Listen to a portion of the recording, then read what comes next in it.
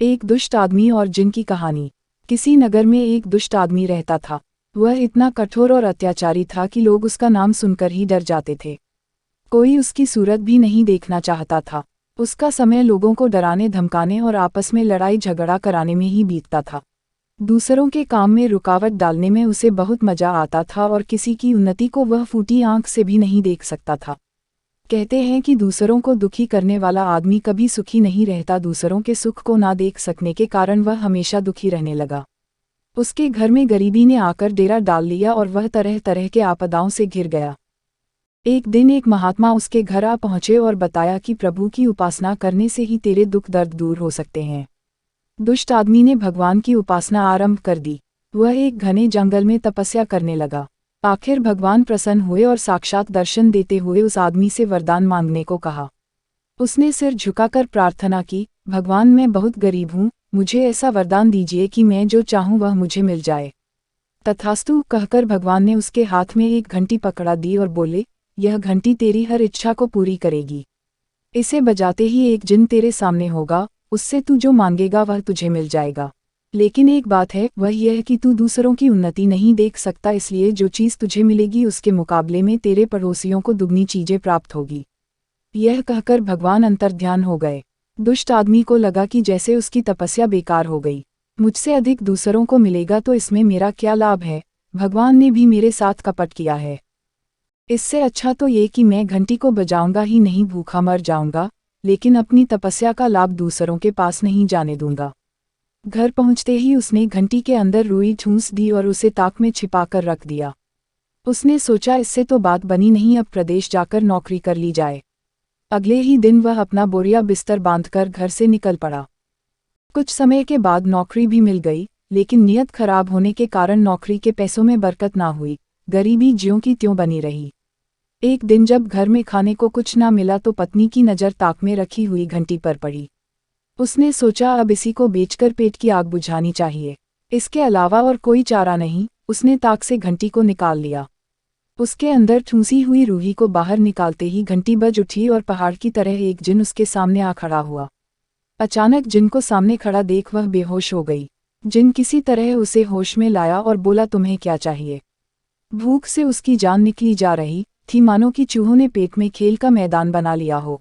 वह बोली, मैंने कई दिनों से खाना नहीं खाया, यदि तुम कुछ दे सकते हो तो पहले मुझे अच्छा सा खाना लाकर दो। कहने की देर थी कि तरह तरह के पकवानों से भरा हुआ थाल सामने आ गया। पत्नी ने पेट भर खाना खाया। उसे लगा कि घंटी में अवश्य ही कोई जादू है और उसके द्वारा मेरे कई काम पूरे हो सकते हैं। उसने दोबारा घंटी को बजाया। तत्काल जिन सामने आ खड़ा हुआ और पूछा, अब क्या चाहिए? पत्नी बोली, मेरे पास अच्छा सा घर भी नहीं है, मैं चाहती हूँ कि अपना एक सुंदर घर हो जिसमें भोजन वस्त्र के साथ साथ सुख सुविधा की सब चीजें मौजूद हो। देखते देखते घर भी तैयार हो गया और उसकी इच्छानुसार हर चीज घर में अपनी जगह पड़ी दिखाई देने लगी। पत्नी ने देखा कि सारा नगर वैसे ही सुंदर घरों से सुशोभित हो रहा है।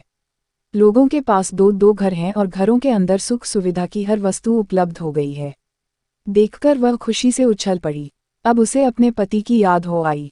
जब घर में हर तरह का सुख प्राप्त है तो प्रदेश में रहकर नौकरी करने से क्या फायदा? फिर अपने पास जादू की घंटी है, जब जिस चीज की जरूरत पड़ेगी इसके द्वारा प्राप्त की जा सकती है। यह सोचकर उसने तत्काल पति के लिए पत्र लिख दिया कि घर चले आओ, अब घर पर रहकर भी तुम्हारी मनोकामना पूरी हो सकती है। पत्र को पढ़ते ही पति के मन में शंका हुआ। वह चिंता में डूब गया कि कहीं उस कमबख्त के हाथ घंटी ना लग गई हो।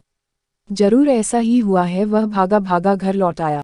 उसने देखा सारा शहर स्वर्ग की तरह जगमगा रहा है। लोगों के पास दो दो घर हैं, घरों के अंदर कीमती सामान और भोजन वस्त्र की कमी नहीं। सारे नगर को खुशहाल देखकर वह बुरी तरह जल भुन गया। पत्नी से बोला, यह तुमने क्या कर दिया है? खुद एक घर में रहती हो और इन हरामियों को दो दो घर दिलवा दिए, यह तुमने अच्छा नहीं किया। पत्नी खुश होकर बोली, स्वामी, लोगों के पास दो दो घर होने से हमारा क्या बिगड़ गया? हमारे लिए एक ही घर काफी है, इसी में हम सुख से रह सकते हैं। पति बोला, तुम निपट मूर्खा हो, मैं इस बात को कभी सहन नहीं कर सकता कि लोगों के पास दो दो घर हो और वे सुख से अपना जीवन व्यतीत करें। मेरी तपस्या का फल उन्हें मिले, यह कैसे हो सकता है? उसने तुरंत घंटी को बजाया। घंटी के बजते ही जिन उपस्थित होकर बोला, अब क्या करना है? दुष्ट आदमी सोच में पड़ गया। थोड़ी देर बाद उसकी समझ में बात आ गई। वह जिनसे बोला कि मेरे घर के आगे ठीक दरवाजे पर एक गहरा कुआं खोद डालो। देखते देखते कुआं खुद गया और इसके साथ ही लोगों के दरवाजे पर दो दो कुएं खुद गए। उसने फिर घंटी बजाई। जिन ने आकर पूछा, अब क्या चाहते हो? तो उसने बोला, अब तुम मेरी एक आंख फोड़ डालो। वही हुआ, जिन ने उसकी एक आंख फोड़ डाली और इसके साथ ही शहर के लोगों की दोनों आंखें फूट गई। अब बस फिर क्या था, दुष्ट आदमी अपनी एक आंख के जरिए अपना काम चलाने लगा, किंतु जिनकी दोनों आंखें फूट गई थी वह घरों से निकल कर कुएं में गिरते चले गए। इस तरह कुछ ही समय के अंदर सारा नगर खाली खाली हो गया और दुष्ट आदमी ने उस सारे नगर पर अपना अधिकार जमा लिया। दोस्तों, दुष्ट न छोड़े दुष्टता, एक दुष्ट आदमी और जिन की कहानी। हिंदी कहानी को पढ़ने के लिए धन्यवाद। आपको ये कहानी कैसी लगी नीचे कमेंट करके हमें ज़रूर बताइएगा। अगर आपको ये कहानी पसंद आई हो तो अपने दोस्तों के साथ ज़रूर शेयर करें।